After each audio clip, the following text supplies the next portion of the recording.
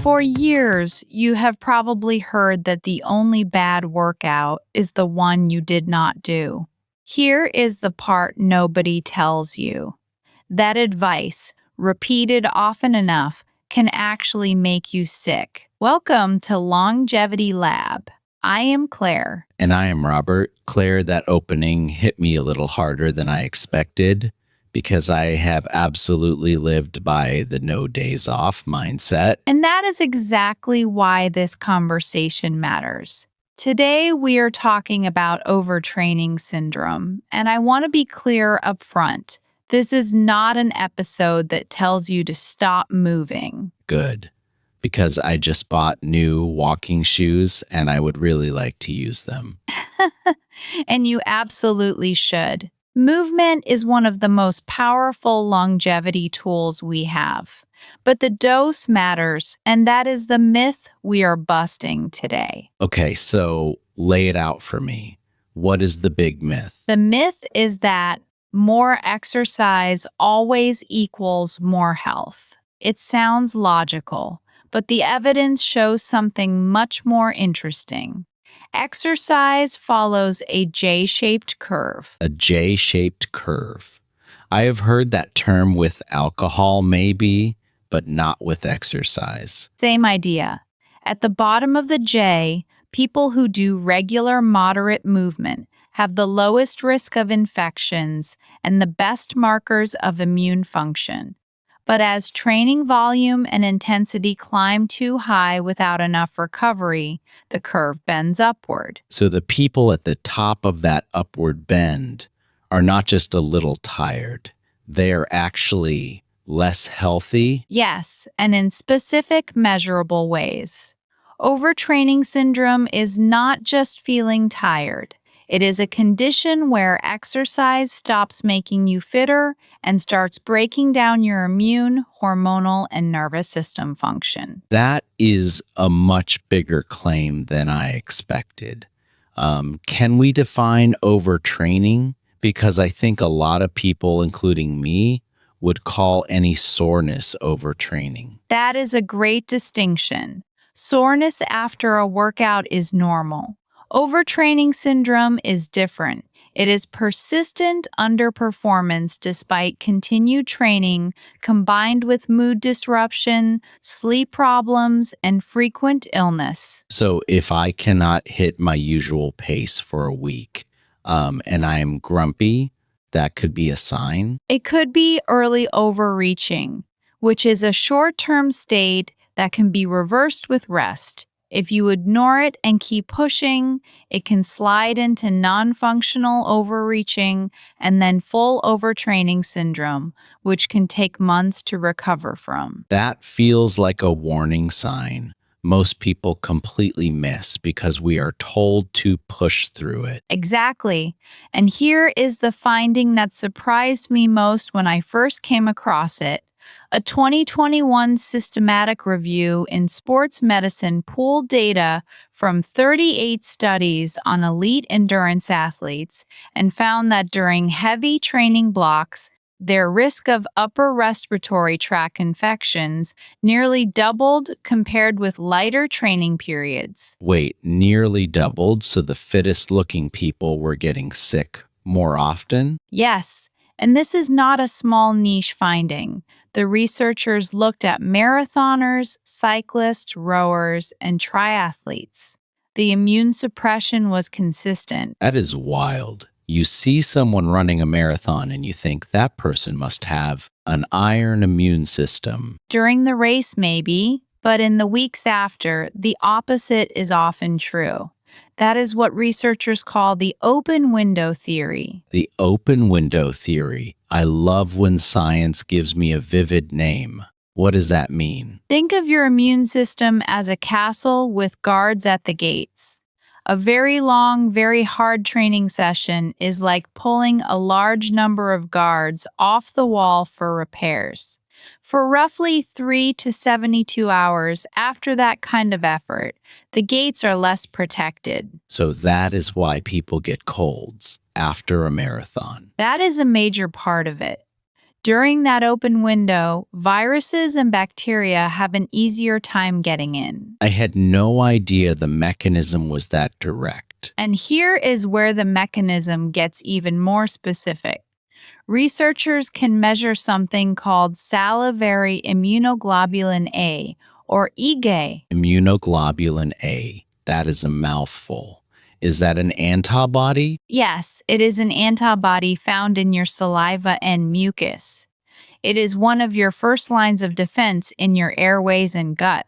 When people do very high training loads without enough recovery, salivary IgA can drop significantly. How significantly? In one study, recreational runners who ramped up high-intensity training for 3 weeks saw their salivary IgA drop by more than 30%. More than 30%. So the body was literally producing less of its own frontline defense. Exactly, and the lower your salivary IgA, the higher your risk of picking up whatever is going around. Claire, I have to stop for a second. I always thought immune health was about vitamin C and washing your hands. I never connected my workout schedule to my immune system. Most people do not. And that is why the fitness industry has been able to sell this idea that more suffering always equals more health. So the no pain, no gain thing, it is actually dangerous? It can be when it is applied to every single session. Pain can be a useful signal in small doses, but if you treat every workout as a test you have to pass, you miss the warning signs. Okay, tell me the warning signs. I want to know exactly what to watch for. The main ones are a drop in performance that lasts more than a couple of weeks, increased resting heart rate, poor sleep even when you are exhausted, irritability, loss of motivation, and getting sick more often. So if my smartwatch shows a higher resting heart rate and I am sleeping badly, I should not just force myself through the next workout. Right. Let us use this simple rule. If your morning resting heart rate is 5 to 7 beats above your normal baseline for several days, that is your nervous system telling you it has not fully recovered. I have seen that on my watch and thought it was just a bad night. I would still go out and do my usual fast walk or strength session. And that might be the exact moment you needed the rest day. So the body is sending a signal, and we are socially trained to ignore it. That is exactly the problem. The fitness industry often presents rest as weakness.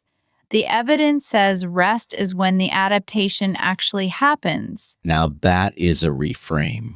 You are saying the workout breaks the muscle down and rest builds it back up stronger. Yes, exercise is a stressor.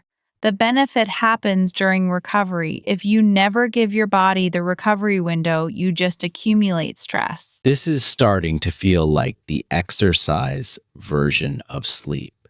We all know sleep is when the brain cleans itself, but we still think rest days are optional. That is a beautiful comparison. Sleep is when the brain recovers, and rest days are when muscle tissue repairs and the immune system resets. Okay, I want to understand the biology more.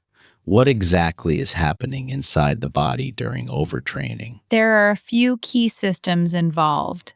First, the hypothalamic pituitary adrenal axis, which controls stress hormones, can become dysregulated. So cortisol is part of this. Yes, cortisol is not bad in normal amounts.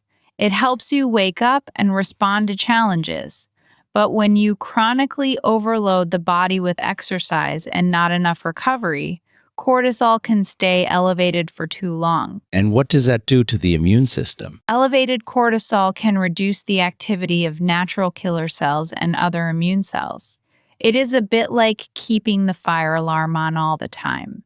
Eventually, the system gets exhausted. So it is not just the muscles that get tired. Exactly.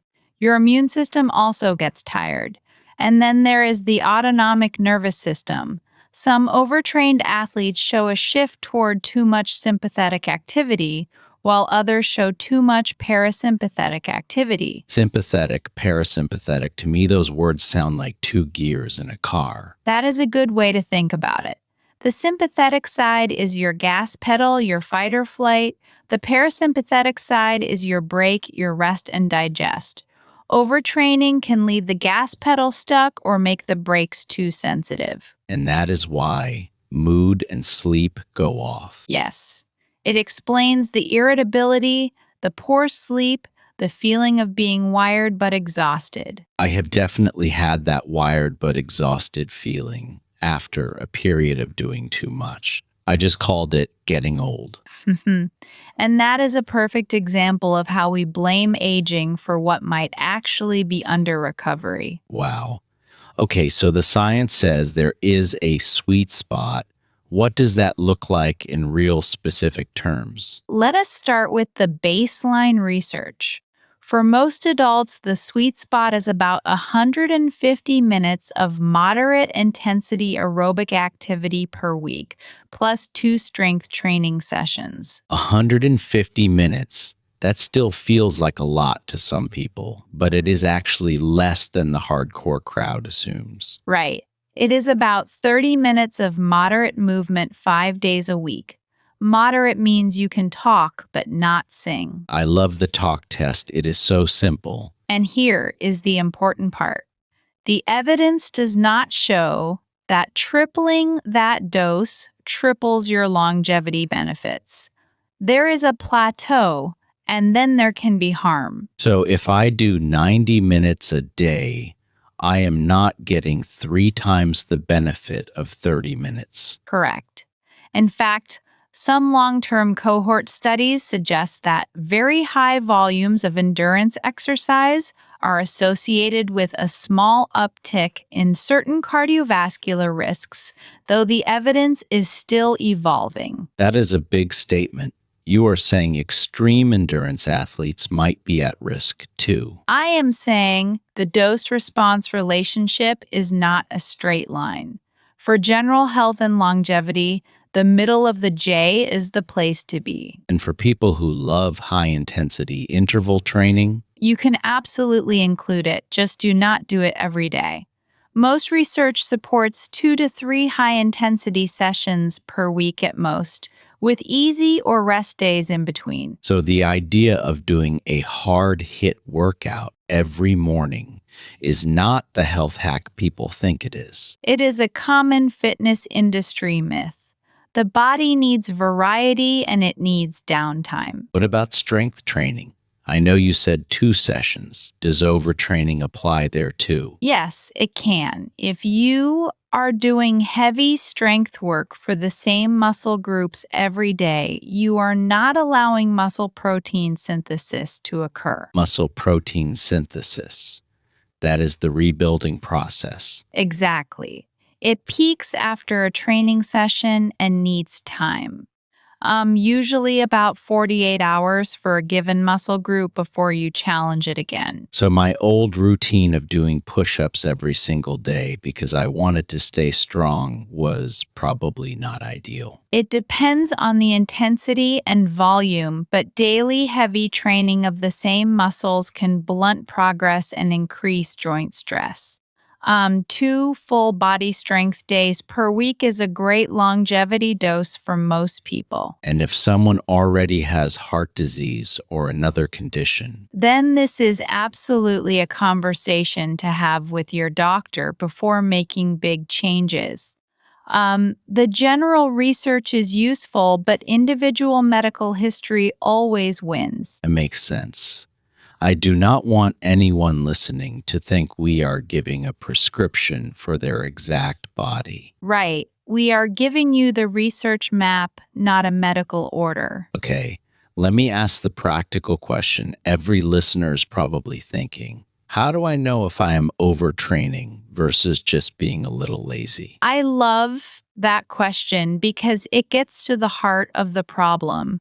Most people who overtrain are not lazy at all. They are often highly motivated. That is true.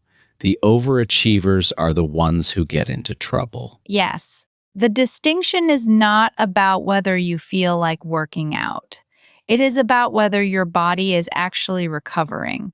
A simple self-check is the 3-day rule. 3-day rule. Tell me. If your performance is dropping, your resting heart rate is elevated, and your sleep is poor for 3 days or more, take at least 1 to 2 full rest days and see what changes. Full rest, not active recovery, not yoga, not a light jog. For a truly overtrained state, full rest matters. Light walking is usually fine, but the point is to stop training stress. I always thought active recovery was the answer to everything. Active recovery has value in normal training weeks, but when the body is in a deep hole, it needs actual rest. That is going to be hard for people who feel guilty when they rest. And that guilt is the fitness industry myth at work. Rest is not losing progress. Rest is part of the process that creates progress. Okay, I think I need that printed on a t-shirt. Maybe we should make one for the show. So what about the immune side specifically? What can people do to protect that open window? The single most protective strategy is to not exercise intensely for hours on end without training for it. If you do a long, hard event, prioritize sleep, hydration, and carbohydrate intake in the hours after. Carbohydrates help immunity? In the context of prolonged exercise, yes. Low carbohydrate availability during long training blocks can raise stress hormone responses and make immune suppression worse. So the post-workout banana or rice is not just about glycogen. It is also about giving your immune system fuel. And do not share water bottles or spend long periods in crowded places immediately after an extreme bout. That is not something I had thought about. The open window is actually a real practical window. Yes, in the 3 to 72 hours after very prolonged hard exercise, simple hygiene and good sleep matter more than usual. Let me ask about older adults. Does overtraining risk change as we age? Recovery generally takes longer as we get older. That does not mean you cannot train hard. It means you need to be more intentional about rest days and sleep. Because I am in my mid-60s, and I have absolutely noticed that a hard day now feels different the next morning than it did at 40. That is real. Muscle repair and nervous system recovery can slow with age, which means the same training load may require an extra recovery day. So the 150 minutes and 2 strength sessions still applies? It is a strong general target, but the distribution matters. Instead of one long weekend warrior session, spread movement across the week.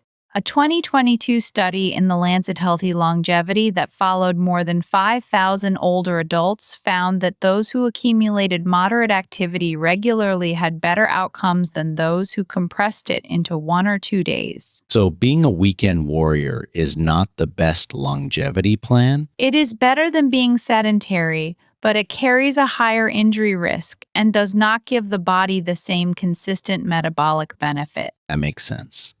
I used to do one huge hike on Sunday and nothing all week. I was always sore until Wednesday. And that pattern creates repeated strain without the regular adaptation. Consistency beats intensity for lifelong health. Let me ask about the mental side. Does overtraining affect mood beyond just being tired? Yes, and this is often the most overlooked warning sign. Mood disturbance is not just a reaction to poor performance, it is part of the syndrome. What kind of mood changes? Increased irritability, reduced motivation, feeling like you are going through the motions, sometimes mild depressive symptoms. Athletes often report feeling flat. That is interesting. I used to think if I felt flat, I just needed to train harder to get my energy back. That is a common mistake. In overtraining, training harder usually deepens the flat feeling because the nervous system is already overloaded. So the brain is an organ that can be overtrained too. Exactly. The brain is part of the recovery equation, not separate from it. That is why sleep is so important. This episode is making me realize I have been treating my body like a machine instead of a biological system. That is the perfect reframe. A machine can run constantly until a part breaks. A biological system needs recovery to adapt and stay resilient. What about wearable data? I know you mentioned resting heart rate. Is heart rate variability something people should track? HRV can be useful, but you do not need to become obsessed with it. A sharp drop from your personal baseline can mean your nervous system is under stress. So low HRV equals less recovered, but one bad reading is not a crisis. Exactly. Look at trends over several days, and morning resting heart rate is even simpler. This is such a practical, simple system. I always thought health tracking was for elite athletes. It can help anyone, but you do not need expensive gadgets. You can check your pulse in the morning and ask 3 questions. Am I sleeping? Am I motivated? Am I performing at my normal level? A 3-question check in. I love that. If the answer to 2 or more of those is no for more than a few days, rest. That is so much easier than a complicated app. And more aligned with what the research actually shows.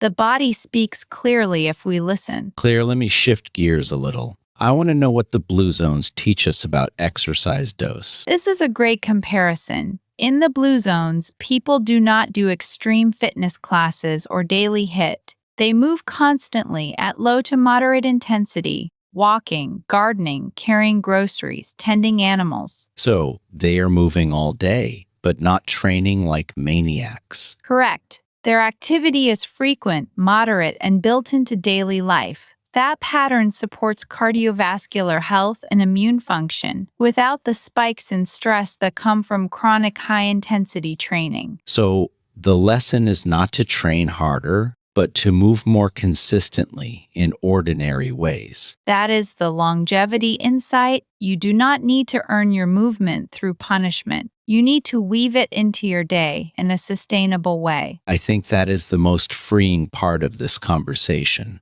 I have spent decades thinking a workout only counted if I was drenched in sweat. And that is a marketing slogan, not biology. Sweat can be a sign of effort, but it is not the goal. The goal is improving your physiology, and for that, moderate consistency wins. What about people who genuinely love intense exercise and do not want to give it up? Then keep it, just periodize it. That means build in easier weeks. A common research-supported approach is a deload week every 4 to 6 weeks, where you reduce volume or intensity by 30 to 50%. A deload week. Is that just a rest week? It can be a week of lighter training or an extra rest day. It is planned, not a sign of failure. I have never once planned a lighter week in my life. I always waited until I got sick or injured. And that is exactly the mistake the research warns against. Planned recovery prevents forced recovery. Planned recovery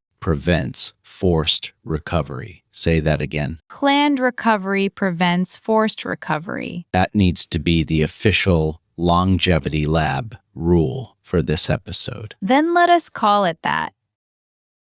Today's rule.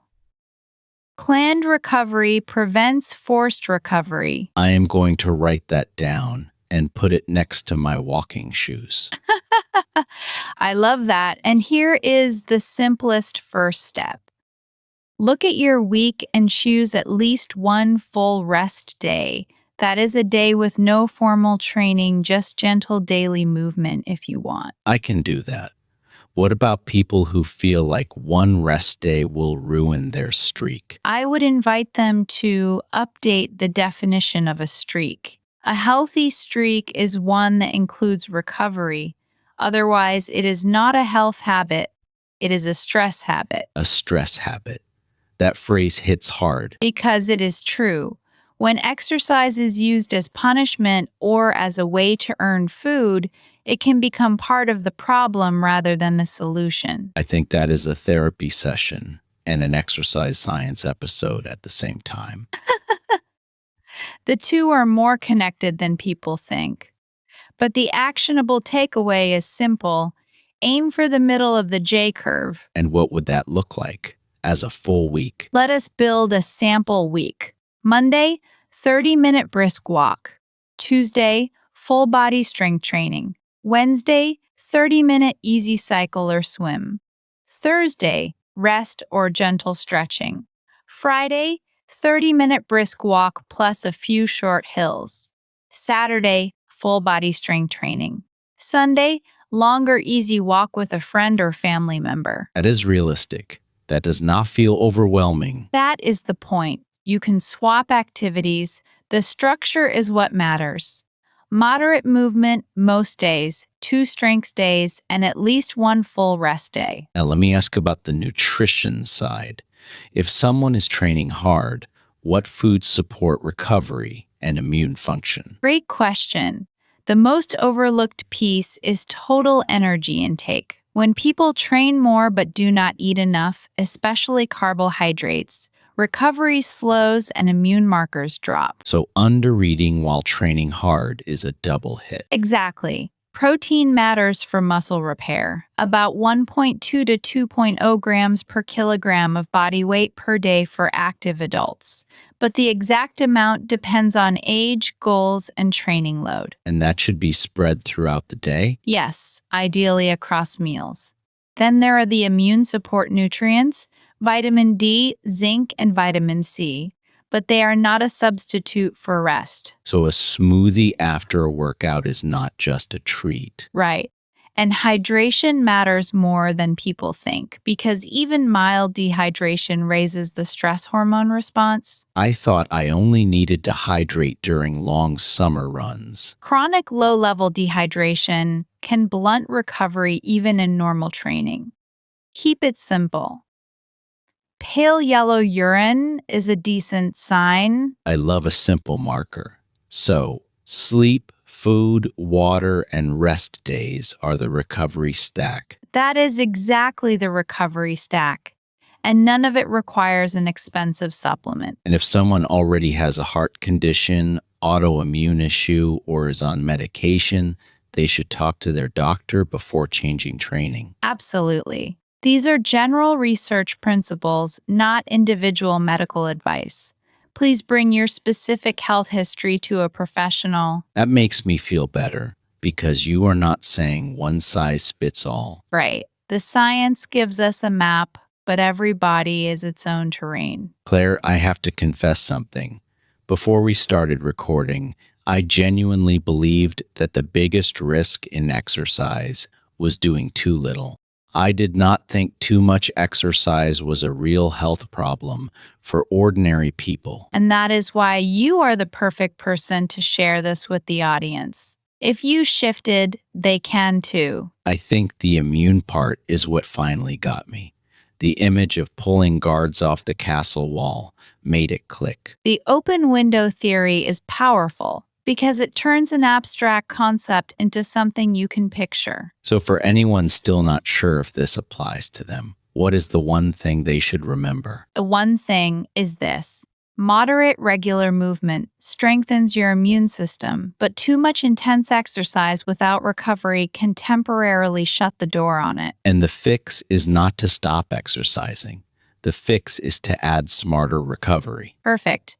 And if you have been feeling unwell for more than a couple of weeks, or if you are on medication, please talk to your doctor before making training changes. That is important.